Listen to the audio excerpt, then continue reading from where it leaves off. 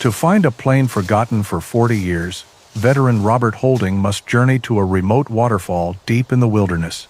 But as the roar of the water grows louder, his only companion, the dog Buddy, becomes agitated, trying to pull him from the path. The dog saved his life. Lying in the middle of the trail was a steel bear trap, set not to catch beasts, but to guard a deadly secret. Robert now knows that the keeper of the waterfall's secret is still lurking in the shadows, and he is not a welcome visitor. Please support us by subscribing to the channel. The silence in the foothills of the Cascade Mountains was a living thing. It was a dense, heavy blanket woven from the scent of pine and damp earth, punctuated only by the whisper of wind through the Douglas firs and the distant cry of a hawk. For Robert Holding, this silence was both a sanctuary and a prison. His small, weathered cabin, nestled on the edge of the Gifford-Pinchot National Forest in Washington, was the only fortress he had against a world that had become too loud, too fast, too full of ghosts. Robert was a man carved from the same rugged landscape he inhabited. At 58, his tall frame was leaner than it had been in his youth, but the broad shoulders and steady hands still spoke of a deep, resilient strength. His short brown hair was streaked with silver at the temples, a testament to years he preferred not to count. A neatly trimmed but dense beard covered a rugged face, etched with lines that told stories of both hardship and a kindness he rarely showed to anyone but his dog. Dressed in his usual uniform of a faded plaid shirt in navy and gray, worn open over a gray t-shirt, worn blue jeans, and sturdy work boots, he looked every bit a part of the wilderness that surrounded him. His only companion in this self-imposed exile was Buddy, an 8-year-old German shepherd. Buddy was a magnificent animal, his thick coat a striking blend of gray and white, his intelligent amber eyes missing nothing. A retired search and rescue dog, he moved with the quiet confidence of a seasoned professional, his loyalty to Robert absolute and unquestioning. He was more than a pet. He was an anchor, the one steady presence that kept Robert from drifting completely into the stormy waters of his memory. The mornings were the worst. That was when the dreams came, fragments of screaming wind, blinding snow, and a face, young and terrified, that would forever be etched behind his eyes. He would wake with a jolt, his heart hammering against his ribs, the cold sweat of the nightmare clinging to him. On this particular morning, the phantom cold was so real he could feel it in his bones. He sat up, gasping for the crisp mountain air, his gaze darting around the familiar, Spartan interior of the cabin. But the ghosts followed him from sleep. He felt a wet nose press insistently into his palm. Buddy had moved from his spot at the foot of the bed and now stood beside him, his head resting on Robert's knee, his tail giving a slow, reassuring thump against the wooden floor. Robert's hand automatically went to the dog's head, his fingers sinking into the thick fur of his ruff. He focused on the solid, warm presence of the dog, the rhythmic beat of his tail, the calm, steady gaze. Slowly, the frantic rhythm of his own heart began to slow, the icy grip of the past loosening its hold. Buddy was his only medicine, his only peace. Later that day, driven by a restless energy he couldn't quell, Robert decided to tackle the one place he had been avoiding for years, the old storage shed that had belonged to his father. The shed was a time capsule, filled with the remnants of a life lived with a passion Robert often felt he lacked. His father had been a nature photographer, a man who found his church in the grand cathedrals of the forest. He had passed away a decade ago, leaving Robert the cabin and everything in it. The air inside the shed was thick with the smell of dust, old wood, and turpentine. Sunlight streamed through a single grimy window, illuminating dancing dust motes.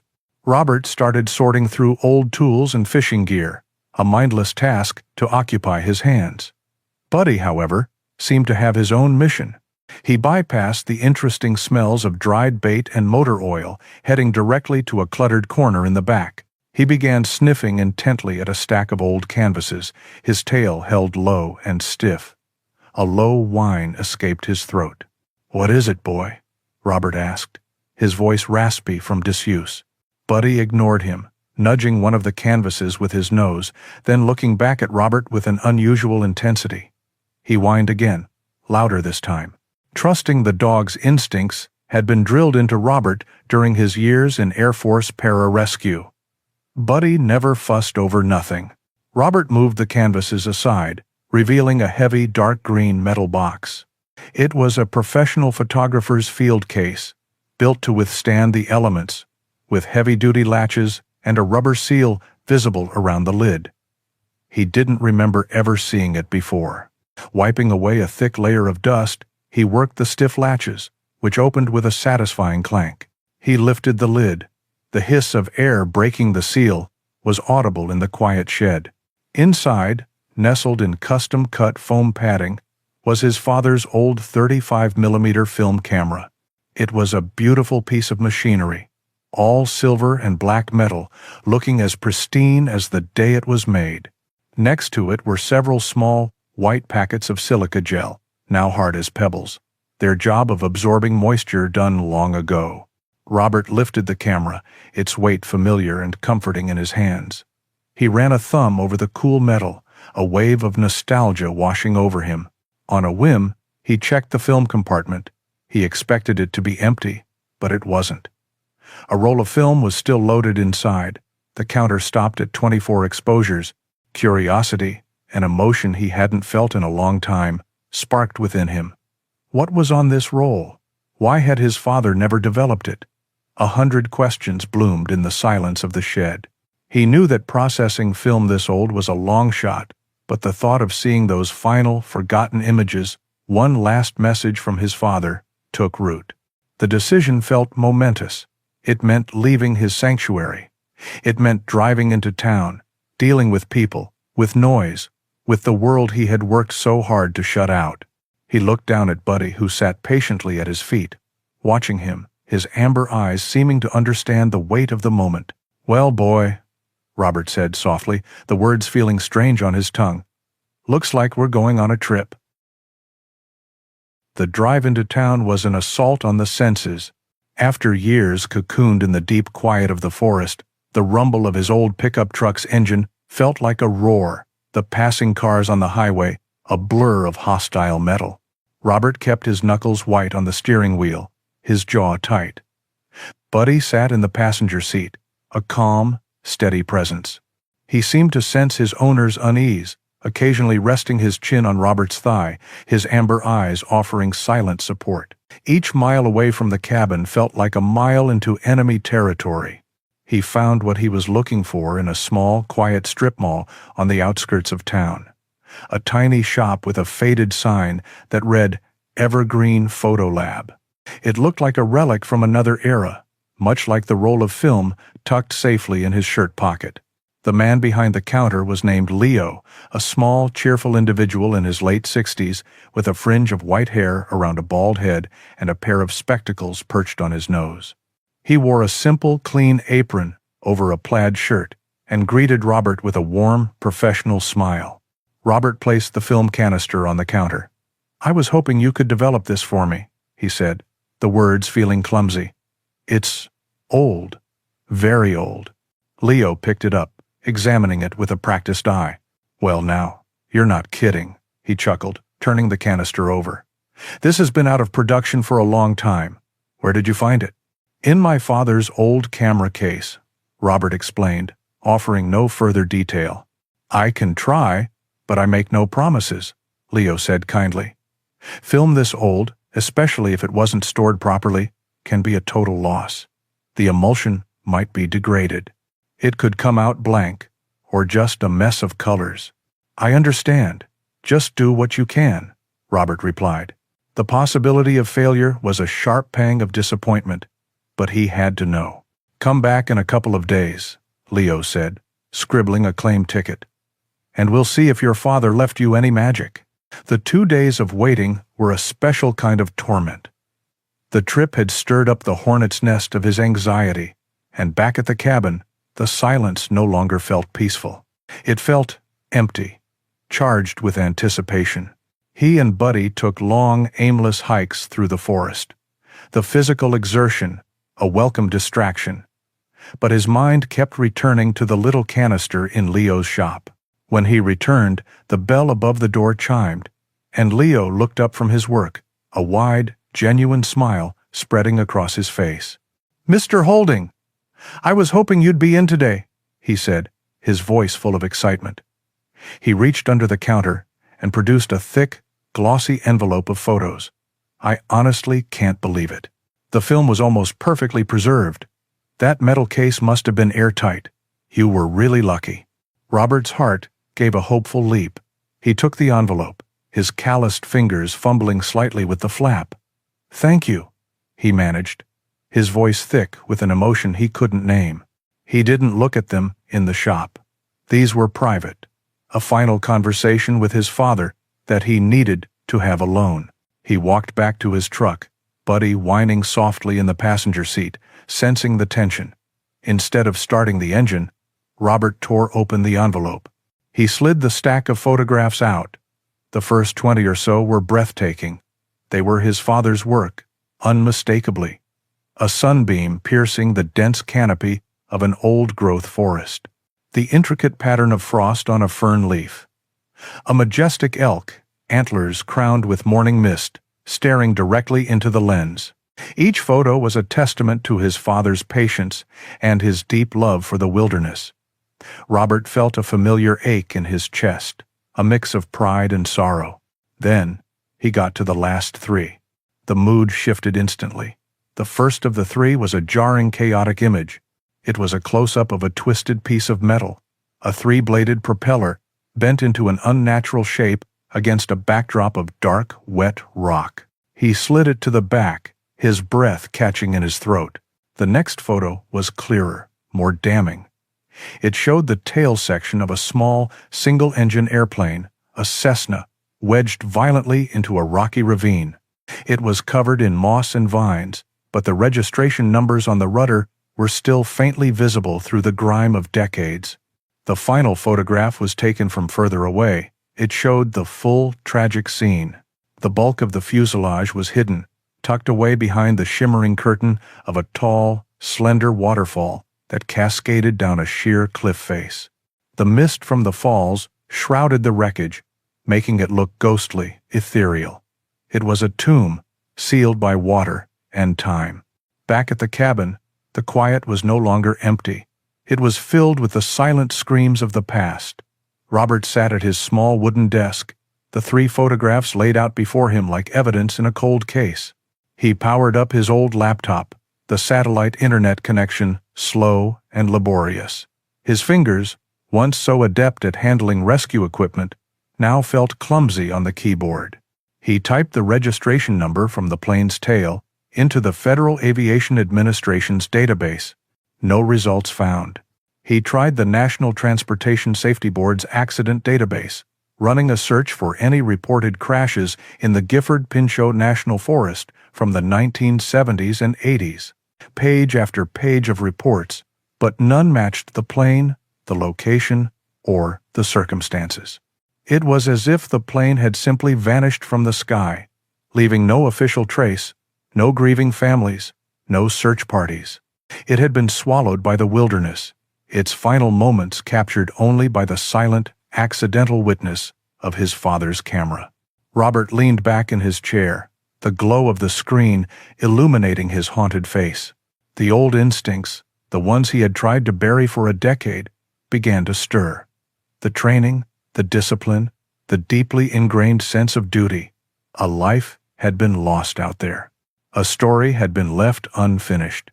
He looked at the photo of the waterfall, at the secret it held. He felt a profound, undeniable debt to the nameless soul in that wreckage. This wasn't just about a lost plane. It was about a mission that had never been completed. It was a chance to finally bring someone home. The discovery of the photographs had flipped a switch within Robert Holding.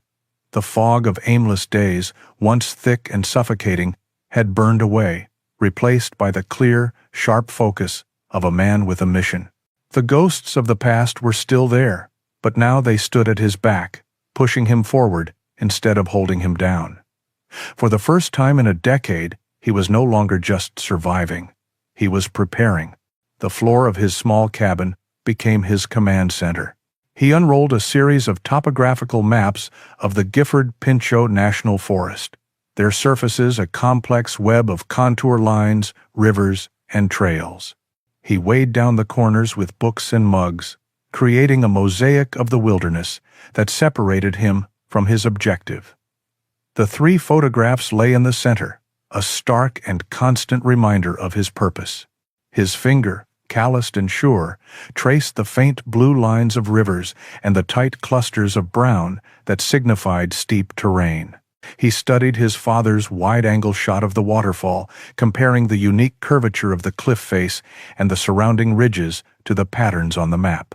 He triangulated the position based on the visible peaks in the background, his mind a practiced calculator of distance and elevation. After hours of intense concentration, he circled a small, remote area, deep in a valley that was largely untouched by marked trails. On an older, more detailed map from his father's collection, the area was marked with a faint, hand-penciled note, Silent Falls. The name sent a shiver down his spine. It was the place. With the destination locked in, the second phase began, the ritual of preparation. He went to a large wooden footlocker at the end of his bed, a container he hadn't opened since he'd left the service. The hinges groaned in protest as he lifted the lid. Inside, the tools of his former life lay dormant, each piece a vessel of powerful memories. He laid everything out on the floor with meticulous precision. A 150-foot length of climbing rope, its nylon sheath still in perfect condition. He ran its length through his hands, the familiar texture a comfort. He checked his harness, the metal buckles, the webbing. Next came the hardware, a collection of carabiners, ascenders, and descenders, each one clicking softly as he inspected it for any signs of wear. They were like old friends. He assembled his full trauma kit and then turned his attention to a long, cloth-wrapped object at the bottom of the locker. He carefully unwrapped it, revealing his 12-gauge pump-action shotgun. It was a simple, reliable firearm, its wooden stock worn smooth from use. For Robert, this was not a weapon of aggression. It was a tool of survival, an essential piece of equipment for anyone venturing deep into a wilderness populated by bears and mountain lions. It was a fundamental rule of safety he had never broken. He methodically disassembled it, cleaning each part with practiced efficiency before reassembling it with a series of satisfying, solid clicks. Buddy watched the entire process with an almost unnerving stillness. He lay on his worn blanket by the cold fireplace, his head resting on his paws, but his amber eyes followed Robert's every move. He could sense the change in his master. The heavy cloak of melancholy that usually enveloped Robert had been replaced by an electric current of focused energy. This was the man Buddy had known on missions, the calm, confident leader he was trained to follow. When Robert pulled a specially designed canine harness from the footlocker, Buddy's tail gave a single, solid thump against the floor. He stood up, stretched, and walked over, nudging the harness with his nose as if to say, "I'm ready when you are." Robert paused, looking down at his loyal companion. He knelt and cupped the dog's powerful head in his hands, pressing his forehead against Buddy's. "I can't do this without you, boy," he whispered. Buddy responded with a soft lick on his bearded cheek. The final preparations were for sustenance and survival. A high-calorie food supply for both man and dog, a water purification system, a compass, fire starters, an emergency beacon. He packed it all into his old military-grade rucksack, each item placed for optimal weight distribution and accessibility. The shotgun was secured to the side of the pack, easily accessible, but out of the way. The pack was heavy, but it was a familiar weight, a burden he was glad to carry once more. He spent the evening sitting by the window, watching the last light of day bleed from the sky, the packed rucksack standing by the door like a silent sentinel. He didn't feel the familiar dread of the approaching night. Tonight, his mind was clear, occupied not with what was lost, but with what needed to be found.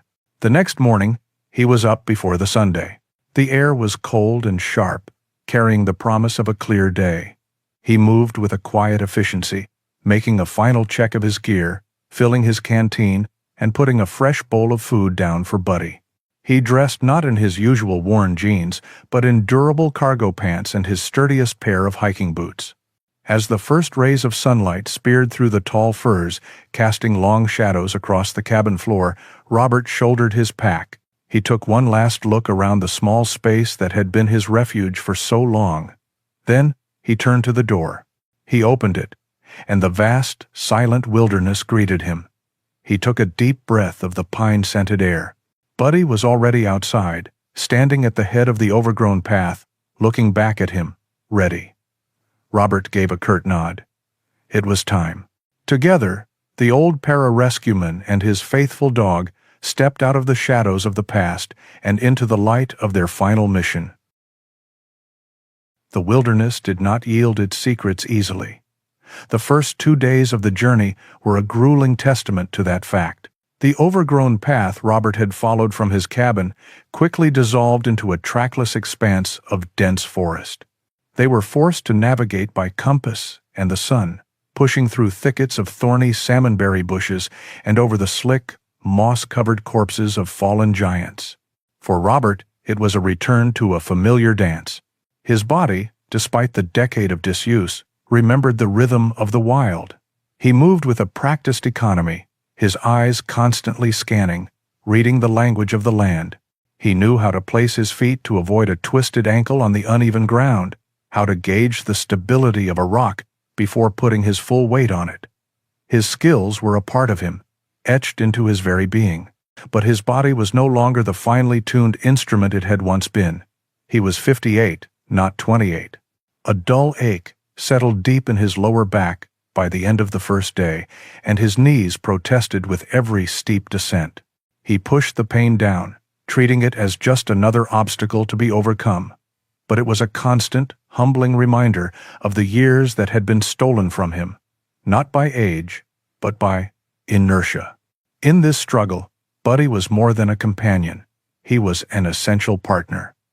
The German shepherd moved through the undergrowth with a fluid grace that Robert envied. When they came to a seemingly impassable wall of vegetation, Buddy would unerringly find the weakest point, a barely visible game trail that would save them an hour of hacking through the brush. He located a small, clear spring bubbling from a rock face when their canteens were running low, his keen ears picking up the faint sound of running water long before Robert could. On the afternoon of the third day, Buddy's value shifted from guide to guardian. They were traversing a steep, rocky slope when the dog suddenly froze mid-stride. He stood rigid, his head low, a deep, almost inaudible growl vibrating in his chest. The fur along his spine bristled. Robert stopped instantly, his hand dropping not to the shotgun on his pack, but to the handle of the large knife on his belt. It was a quieter, more immediate defense. He followed Buddy's fixed gaze up the slope. For a moment, he saw nothing but rock and shadow. Then, a flicker of movement. On a wide ledge about 50 feet above them, a mountain lion lay stretched out, its tawny coat blending almost perfectly with the dry stone. It was a large male, its long tail twitching almost lazily as it watched them. It was not hunting, merely observing, a silent king surveying its domain. Robert's heart hammered in his chest, but his training took over. He made no sudden moves. The shotgun felt heavy on his shoulder, a powerful but loud solution to a problem that didn't yet exist. A single gunshot would echo for miles through these canyons. In a forest that already felt strangely silent and marked by unsettling signs, revealing their exact position was a tactical mistake he was unwilling to make. He chose the quiet way. He stood his ground, making himself look as large as possible without being aggressive. "Easy, boy," he murmured to Buddy, his voice low and calm. The standoff was absolute, a moment of primal communication. Buddy did not bark or lunge. He simply held his position, a gray and white statue of unwavering courage, a clear message that he would defend his human to the death. After a long, tense minute that felt like an eternity, the mountain lion seemed to make a decision.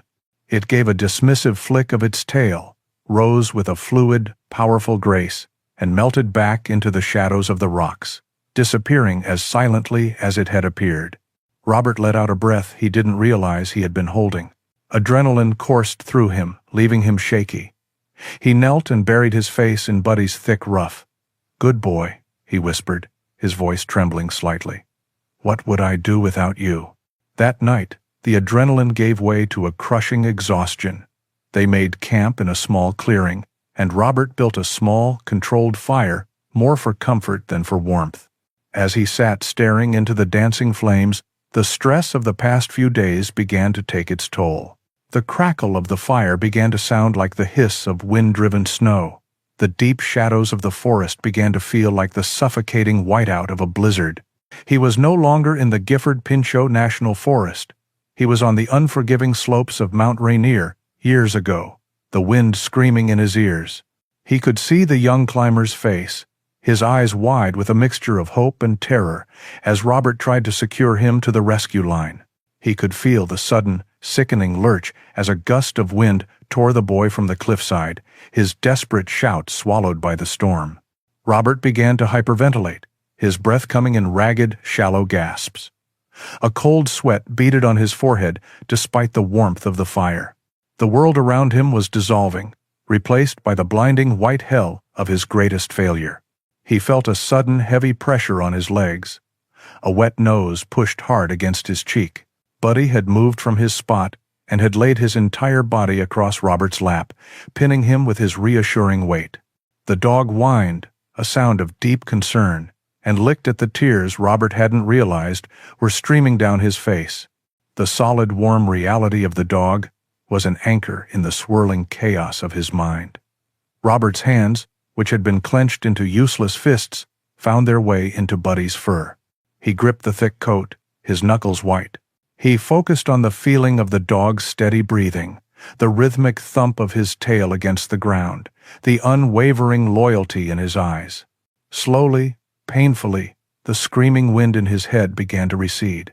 The image of the falling climber faded, replaced by the gentle, concerned face of his dog. He sat there for a long time, his arms wrapped around Buddy, the old rescuer being saved by his own partner. The panic subsided, leaving behind a familiar, hollow ache. The trail to Silent Falls was cold and hard, but he knew, with a certainty that settled deep in his bones, that the trail through his own past was the most dangerous one of all. The morning after Robert's panic attack dawned crisp and unforgiving. The hollow ache of his trauma remained, but the sharp edges had been smoothed away by a night of deep, restorative sleep with Buddy pressed against his side. The mission, his singular focus, pulled him forward.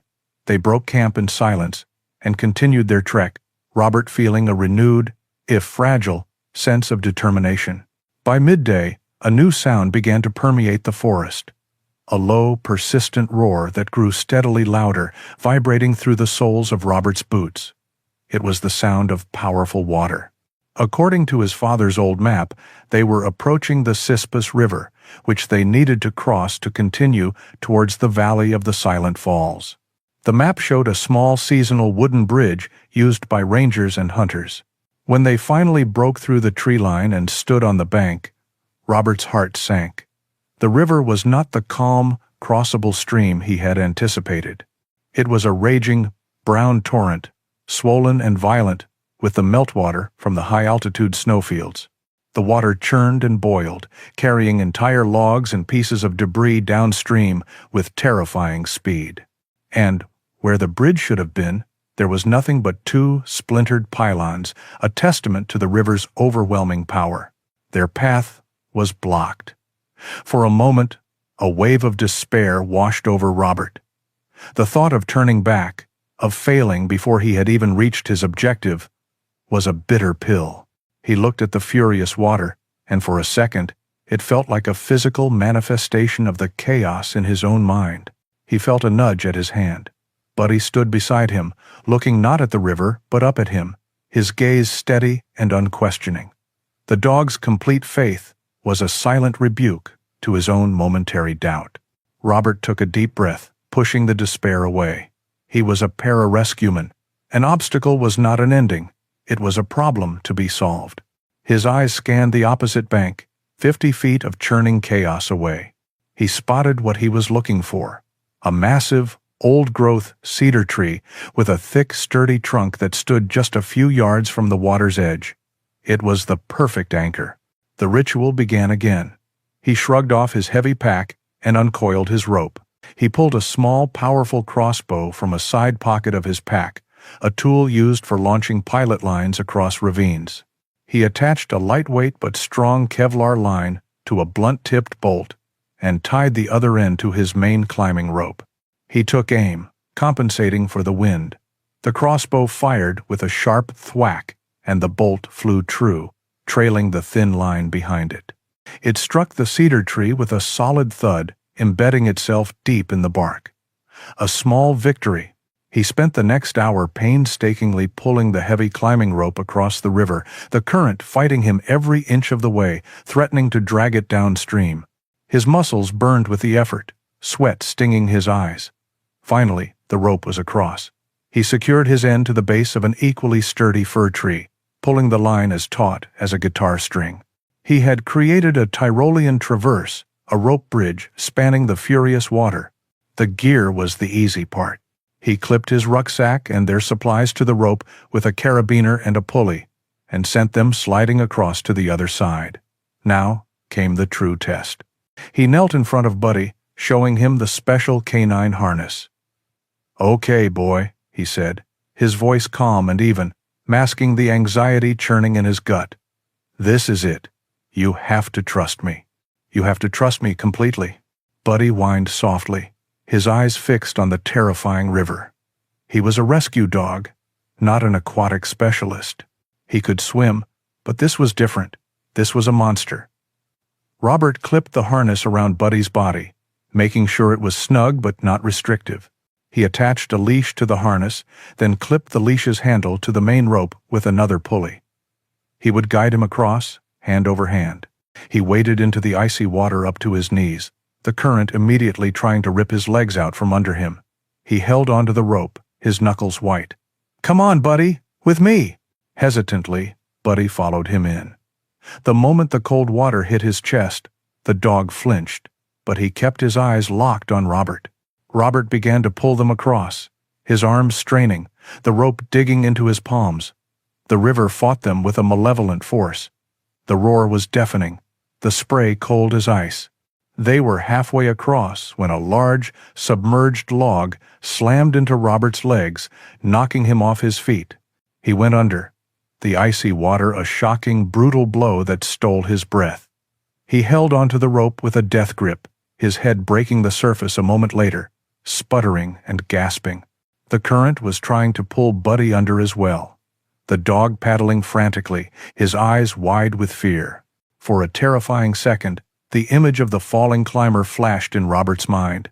Failure. But he shook his head, rage and determination surging through him. Not again. Not this time. "I've got you, Buddy!" he roared over the din of the river. "I've got you!" With a surge of adrenaline-fueled strength, he found his footing and pulled. He put his back into it, his muscles screaming in protest, his mind focused on one single thought: get his partner to safety. Foot by painful foot, they fought their way through the current. Finally, his boots scraped against gravel. They had reached the other side. He collapsed on the riverbank, pulling Buddy onto the shore with him. They lay there for several minutes, gasping for breath, soaked and shivering. Robert unclipped the harness from the dog and wrapped his arms around him, burying his face in his wet fur. Buddy licked his face, his tail starting to thump weakly against the ground. They had made it. It had cost them dearly in energy, but the victory was profound. As Robert looked back at the raging river they had just conquered, he felt a flicker of the old confidence return. The mission was hard, the wilderness was unforgiving, but he and his partner, together, were stronger. It took the rest of the day for Robert and Buddy to recover from their ordeal at the river. They found a sheltered spot beneath a rock outcropping where Robert built a large, roaring fire. They huddled close to its warmth, slowly drying their clothes and fur, the heat a welcome comfort against the deep chill that had settled in their bones. The crossing had been a brutal, physically demanding trial, but as Robert shared a portion of his rations with Buddy, he felt a deep sense of satisfaction. They had faced the river's fury and won. They set off the next morning with renewed purpose, venturing into the final leg of their journey. The terrain here was different, the forest older and darker. The trees were ancient titans, their massive canopies interlocking high above, creating a perpetual twilight on the forest floor. And with the change in landscape came a change in atmosphere. The cheerful chatter of birds and squirrels that had accompanied them for days began to fade. The rustle of small creatures in the undergrowth ceased. A deep, unnatural quiet descended, a silence that felt heavy and watchful. It was not the peaceful silence of his cabin, but a tense, expectant hush, as if the entire forest was holding its breath. Robert found himself treading more softly, his senses on high alert. It was Buddy who first noticed the marks. The dog stopped, his nose twitching, and let out a low, questioning whine.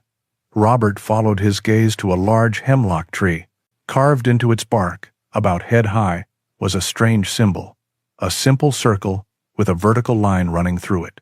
It was old, the edges of the cut gray and weathered, but it was unmistakably man-made. It wasn't an official trail blaze from the Forest Service. A few hundred yards later, they found another one, this time on a flat-faced boulder, and then another on a fallen log. They were not marking a clear path, but seemed to form a loose, irregular perimeter. They felt less like guides and more like warnings, territorial markers. As the day wore on, the unsettling silence deepened, and Buddy's demeanor changed. He began to walk with his head low, his body tense, his tail held straight and stiff. He stayed so close to Robert's leg that his fur brushed against his pants with every step. He was on edge, his usual calm confidence replaced by a nervous energy that communicated itself clearly to Robert. They came to a fork in a faint game trail. One path led down into a gully, a seemingly more direct route. The other curved up and around a steep, rocky hill. Robert, consulting his compass, saw that the gully was the logical choice. It would save them at least an hour. He took a step in that direction, but was stopped short. Buddy had planted his feet, refusing to move. He let out a sharp, insistent bark, then actively pushed against Robert's legs with his body, trying to herd him towards the higher path. "What is it, boy?" Robert asked softly, resting a hand on the dog's tense shoulders. "The way is down there." Buddy barked again, a sound of pure agitation. He looked down the gully path, and the fur on his neck bristled. He then looked up at the high trail, then back at Robert, whining with an urgency that was impossible to ignore. Robert's training had taught him one invaluable lesson: always trust your dog. A trained dog's senses could perceive threats a human would completely miss. He had seen it time and time again in the field. Ignoring Buddy's warning was not an option. "Okay," Robert conceded, his own sense of unease growing. "Okay, we go your way." The high path was harder, a grueling climb over loose rock and tangled roots that left Robert's legs burning and his lungs gasping for air. It took them nearly 2 hours to navigate the treacherous detour. When they finally descended back to the forest floor, they rejoined the game trail a quarter of a mile past the gully. Curiosity gnawed at Robert. He had to know what had spooked his partner so badly. Leaving Buddy with a firm stay command, he unslung his pack and quietly backtracked towards the gully entrance he had bypassed. He moved with the practiced stealth of a soldier, his boots making almost no sound on the pine needle-covered ground. As he approached the spot where the trail had forked, he saw it. Right in the middle of the narrow path, half hidden by ferns, was a bear trap. It was a monstrous thing, a set of rusted steel jaws the size of a dinner plate, held open by a powerful spring mechanism. But it was the state of the trap that made his blood run cold. It had been sprung. The jaws were slammed shut, their cruel teeth biting into a thick branch that had fallen on the pressure plate. It had been there for a long time, the metal dark with age, the surrounding earth undisturbed. He stared at it, his mind racing. This was no ordinary trapper's equipment. It was placed not on a run, but on a human trail. Its purpose was not to catch an animal, but to maim or kill whatever person was unlucky enough to step on it. A chilling realization settled over him.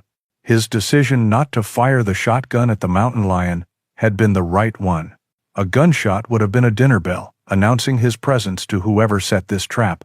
The silence of the forest, the strange warning signs, Buddy's frantic behavior, it all clicked into place. They were not alone out here. Someone else lived in this remote corner of the wilderness. Someone who had been here for a very, very long time. Someone who did not want to be found. And someone who lived in a state of constant defensive paranoia, willing to use lethal force to protect their isolation. Robert backed away slowly, his hand resting on Buddy's head for reassurance when he returned. The mission had just become infinitely more complicated and infinitely more dangerous. The discovery of the bear trap changed the very nature of their mission. The wilderness, which had been an impartial adversary of rock, river, and tooth, now held a new and more unsettling threat: man.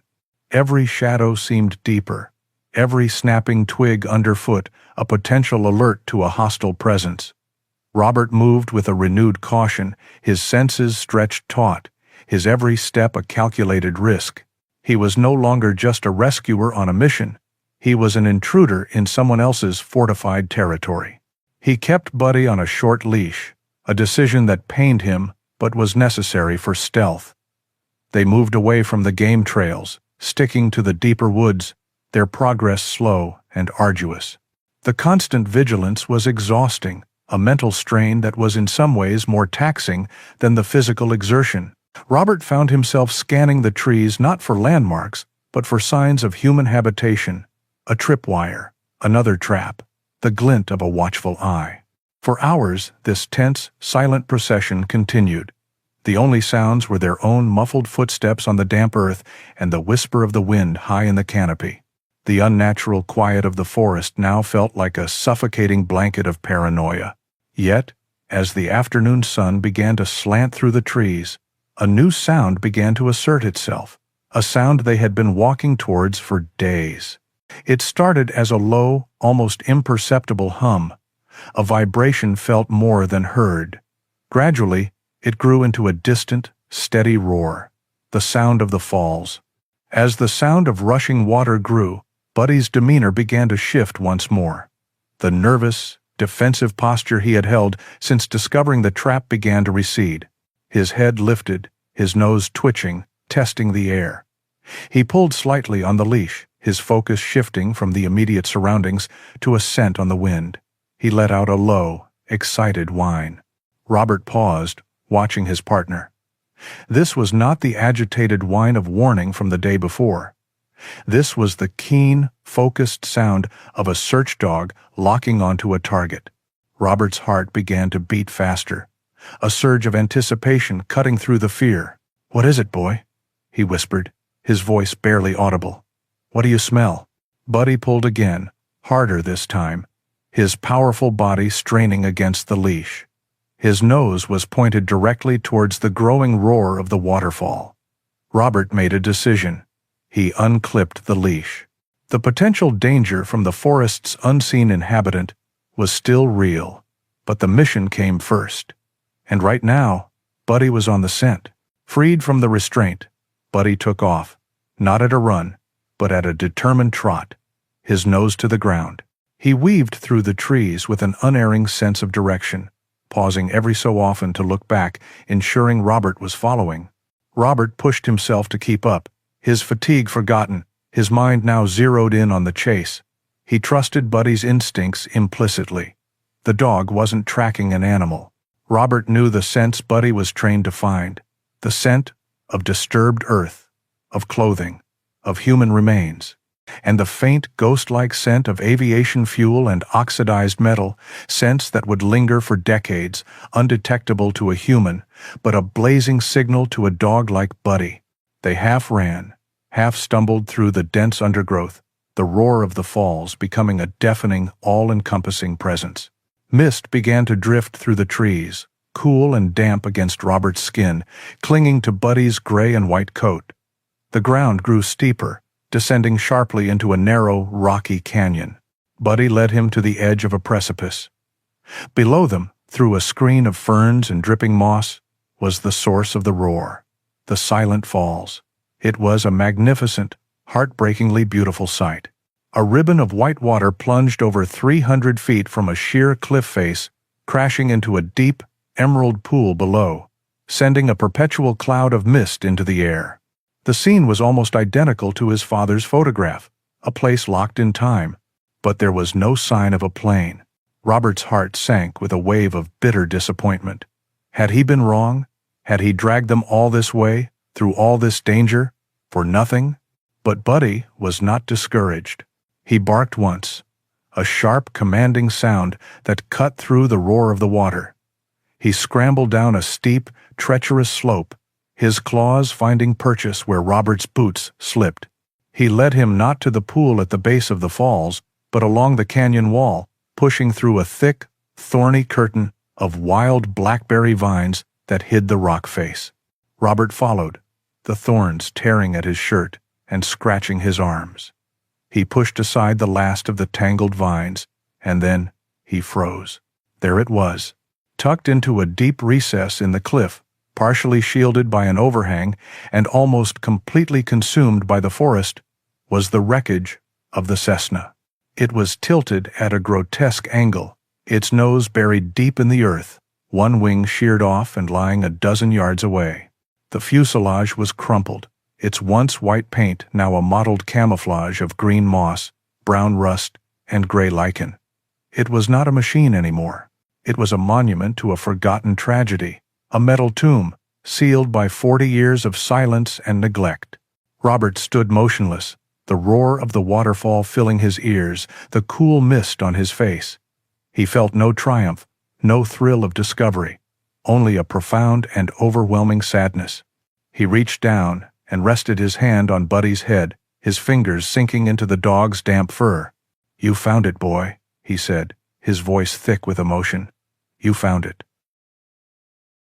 The roar of the waterfall was a constant, powerful requiem for the silent tomb before them. Robert stood for a long moment, simply bearing witness, his hand never leaving Buddy's head. He was no stranger to death or disaster, but the profound isolation of this place, the sheer length of time this secret had been kept, imbued the scene with a heavy, almost sacred stillness. This was hallowed ground. With a deep breath, he shifted back into the mindset of his training. There was a protocol for this, a way to approach a scene with respect, but also with purpose. He gave Buddy a quiet command to stay, and the dog sat, a stoic, gray and white sentinel, watching over the wreckage. Robert approached the cockpit cautiously, his boots crunching on rusted metal and shattered glass. The plexiglass of the windscreen was long gone, leaving a gaping hole. He peered inside. The interior was a ruin, ravaged by 40 years of dampness and decay. Upholstery had rotted away, revealing the metal frame of the seats, and a fine layer of green moss coated almost every surface. And there, slumped in the pilot's seat, was what he had known he would find: the skeletal remains of the pilot, still partially held in place by the tattered remnants of a seatbelt. The sight was grim, but Robert felt no fear, only a deep, professional sorrow. He had seen this many times before. He offered a silent prayer for the soul who had met his end here, alone and forgotten. His mission was to change that. His trained eyes scanned the small cabin, looking for anything that might have survived. Most of the contents had turned to mulch, but tucked under the pilot's seat, wedged tightly against the floor, was a dark green, military-style gearbox. It was dented and scratched, but its heavy-duty metal construction had kept it intact. He recognized it as a waterproof hard case, the kind soldiers and field researchers used. Hope, sharp and clear, cut through his sadness. He carefully worked the box free from the wreckage. The latches were stiff with corrosion, but with some effort they sprang open with a loud crack. The hardened rubber seal around the lid, though brittle with age, had done its job. He lifted the lid, and the air that escaped smelled not of decay, but of old paper and leather. Inside, nestled in what was once protective foam, lay a single object, a handsome, leather-bound journal. He lifted it out with a reverence usually reserved for ancient artifacts. The leather was stiff and darkened with moisture, but it was whole. He opened the cover. The pages were yellowed and brittle, crumbling at the corners. The ink, a dark blue, had faded and blurred in places, but it was still legible. The first page bore a name, written in a strong, confident hand: Daniel Monroe, 1978. Robert sat on a moss-covered log a short distance from the wreckage, the roar of the falls, a constant backdrop. He began to read, and as he did, the story of the lost plane and its pilot finally began to unfold. Daniel Monroe was not a pilot by trade. He was an investigative journalist from Seattle. His diary entries, eloquent and detailed, painted a picture of a man on the most dangerous assignment of his life. He had been investigating a powerful logging company, accusing them of illegal clear-cutting in protected national forests and of bribing federal officials to look the other way. The early entries were filled with frustration, close calls, and the names of sources who were too scared to talk on the record. But then he had found his proof. A disgruntled company insider had given him a set of maps detailing the illegal operations, along with a ledger of payments. He had the story. He just had to get it out. The final entries, written in the days leading up to the crash, were chilling. Monroe was convinced he was being followed. He wrote of strange cars parked outside his apartment, of clicks on his phone line. He knew that flying out of Seattle with a commercial airline was too risky. So he had chartered a small private plane, a Cessna, from a small airfield in a neighboring county. The last entry, written on a date 40 years ago, laid the conspiracy bare. To throw them off, Monroe had written, "I have filed a false flight plan heading east, towards Idaho. My real destination is south, to a colleague in Oregon who I trust to publish this. I suspect they may have tampered with the plane. I checked it myself, but I'm a journalist, not a mechanic. I pray I am just being paranoid." He had added a final haunting paragraph. "The ELT, the emergency transmitter, seems to be malfunctioning. The mechanic said it was a faulty switch, but I have a bad feeling. If the worst happens, if I don't make it, I hope someone finds this. The truth has to come out. The date is the 12th of October, 1978. A historic storm is predicted for this afternoon. May it be the wind at my back." Robert closed the journal, his hands trembling slightly. It all made sense now. The false flight plan meant no one was looking in the right state, let alone the right forest. The sabotaged transmitter meant the plane sent out no distress signal. And the historic storm, the very one Robert remembered his father talking about, would have erased any immediate signs of a crash, making a search impossible. Daniel Monroe hadn't just crashed. He had been deliberately silenced. Robert looked from the journal to the wreckage, then to the waterfall, the silent keeper of this 40-year-old secret. His mission, he now understood, was far from over. It had just begun. He wasn't just here to recover a body. He was here to recover the truth. As Robert closed the journal, the world seemed to shift. The roar of the waterfall was no longer just the sound of water. It was the voice of the past, a 40-year-old cry for justice. The weight of Daniel Monroe's story settled upon him, a responsibility he now shared. He carefully placed the journal back into its waterproof case and secured it in his pack. His mission was clear, but the forest had other plans. The sky, which had been a clear high blue just an hour before, had turned a bruised, menacing shade of gray. The wind began to whip through the canyon, tearing leaves from the trees and sending a cold, sharp spray from the falls across the wreckage. A low rumble of distant thunder echoed off the cliff walls. The historic storm that had sealed Daniel Monroe's fate seemed to have a modern echo, and it was bearing down on them fast. "We need to find shelter, buddy," Robert said, raising his voice over the rising wind. The flimsy tent in his pack would be shredded in minutes. His eyes fell on the only viable option, the broken fuselage of the Cessna. It was a grim choice, a tomb, but it was their only chance. He helped Buddy into the cramped rear of the cabin, then squeezed in after him just as the first heavy drops of rain began to fall. The downpour was instantaneous and violent, a torrential sheet of water that hammered against the thin aluminum skin of the plane, creating a deafening din. The world outside the broken windscreen dissolved into a gray, watery blur. Inside the wreckage, it was dark and claustrophobic. Robert and Buddy huddled together, the smell of rust and damp earth thick in the air. As his eyes adjusted to the gloom, Robert saw a flicker of movement near the front of the cabin. He froze. A figure was emerging from the deep shadows of the cockpit, unfolding itself like a ghost. It was a man, old and gaunt, his frame little more than skin and bone beneath layers of ragged, mismatched clothing. A long, matted gray beard and wild, unkempt hair framed a face so deeply lined and weathered it looked like a piece of ancient wood. But it was his eyes that held Robert captive. They were pale, haunted things, burning with a mixture of fear and a fierce, cornered animal defensiveness. The man held a large, rusty hunting knife in one trembling hand. It was the man who had set the traps, the silent inhabitant of the forest. Buddy let out a low, rumbling growl, the sound vibrating through the small space. He moved to place himself between Robert and the stranger, his body a rigid wall of protective muscle. "Easy, boy," Robert commanded softly, his voice steady, despite the adrenaline coursing through him. He put a firm hand on Buddy's back, a signal to hold his ground but not to attack. With his other hand, he slowly raised it, palm open and empty, showing he was not a threat. The shotgun remained slung on his shoulder, a clear statement that he was capable of defense, but his open hand showed he had no intention of aggression. The old man's eyes darted from Robert's face, to his open hand, to the shotgun, and then to Buddy.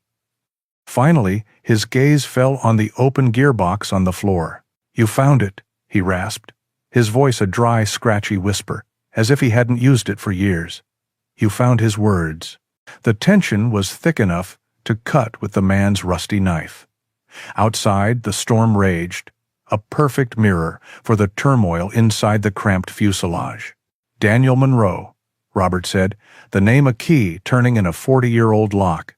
"I'm here because of him." The old man flinched as if struck. His shoulders sagged, the fight seeming to drain out of him, the knife in his hand lowered. He sank onto the battered co-pilot seat, his face collapsing into a mask of utter despair. "Daniel Monroe," he repeated, the name a prayer and a curse. "My name is Simon," the old man whispered after a long silence, his gaze lost in the rain-streaked void beyond the windscreen. "And I am the reason he is here." The confession, when it came, was a torrent, a flood of guilt and memory held back for 4 decades. Simon wasn't a guardian of the wreckage, he was its prisoner. He had not been a hunter then, but a young aircraft mechanic, barely 20 years old, working at the small airfield Monroe had used. He was good at his job but in debt, and the logging company had found his weakness. They didn't give him a choice. They threatened him, his family. All he had to do, they said, was tamper with the emergency transmitter and drain a bit of fuel, just enough to make the plane go down in the remote wilderness where no one would ever find it. "I was a kid," Simon choked out, tears carving clean paths through the grime on his cheeks. "I was scared. I told myself it would be okay, that he would just have to hike out. But then, the storm came. That terrible storm. I knew I had sent him to his death. The guilt had consumed him. He quit his job, left his family, and vanished, retreating into the very forest that held his crime. He had built a life here, a hermit's existence, as a way to serve his sentence. The strange symbols were his warnings, the traps his brutal, last-resort security, to keep anyone from ever discovering the wreckage, from ever digging up the sin that had defined his entire life. Robert listened, his own heart aching with a familiar sorrow. He looked at this broken man, a man haunted by a single catastrophic failure, and he saw a reflection of himself. The face of the young climber on Mount Rainier flashed in his mind. He knew this man's prison. He had lived in a version of it for 10 years. The storm outside began to ease, its fury spent. The hammering rain softened to a steady drumming. A sliver of watery light broke through the clouds. Robert reached into his pack and took out the journal. He offered it to Simon. The old man looked at it, his hand trembling too much to take it. He knew, Robert said gently. He wrote that he suspected the plane was tampered with. He knew the blame wasn't just on one person. It was a small lie, a slight twisting of Monroe's words, but it was an act of mercy. A lifetime of guilt had been punishment enough. For the first time in 40 years, Simon looked at another human being without fear, and in Robert's eyes, he found not judgment, but a deep and profound understanding. The unburdening had begun. The storm passed as quickly as it had arrived, leaving the forest washed clean and glistening under a sliver of watery sunlight. Inside the wrecked Cessna, the oppressive darkness had been replaced by a soft gray light. The air was no longer thick with tension, but with a fragile, tentative peace. Simon, who had been a creature of shadows and fear just hours before, now seemed like a different man. The haunted look in his eyes had been replaced by a weary but clear resolve.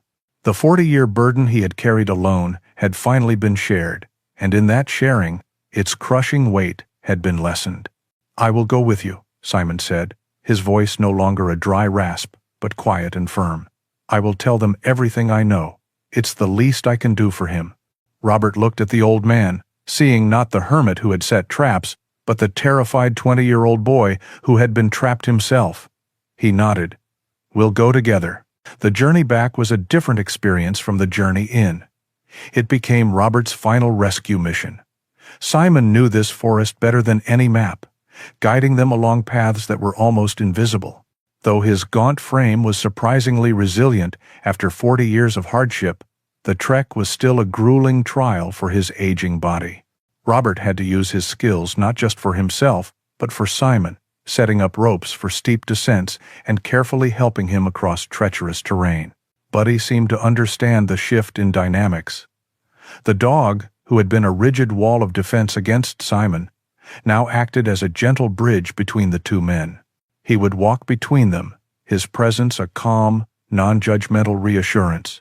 Occasionally, he would nudge Simon's hand with his wet nose, and the old man, after some hesitation, would rest a trembling hand on the dog's head, a flicker of a smile touching his lips for the first time in decades.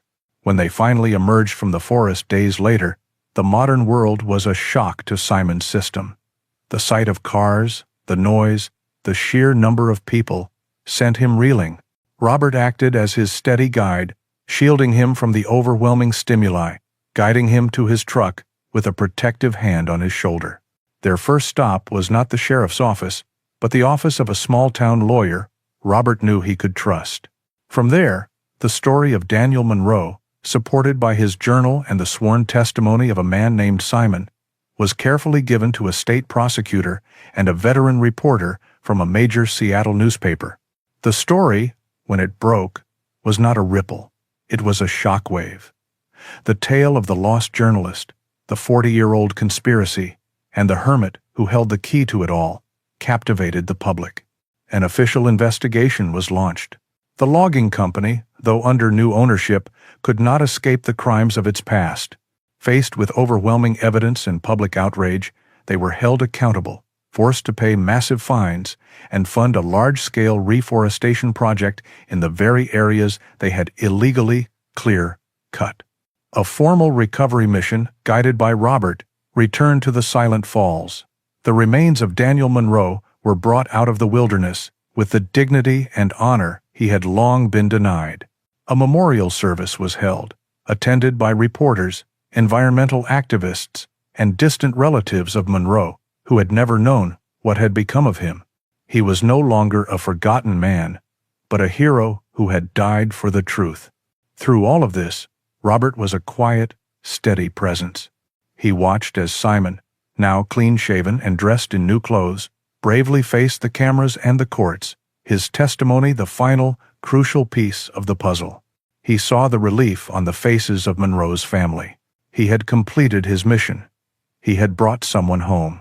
One cool autumn evening, weeks later, Robert was sitting on the porch of his cabin. The air was crisp, the leaves were turning shades of gold and crimson, and the setting sun painted the peaks of the Cascades in hues of orange and purple. Buddy lay at his feet, his head resting on his paws, content. The nightmares had not vanished entirely, but they had changed. The image of the young climber falling from Mount Rainier was still there, a scar on his soul, but it no longer had the power to break him. It was a memory of a tragedy, not a verdict on his life. He had failed that day, but he had not failed Daniel Monroe.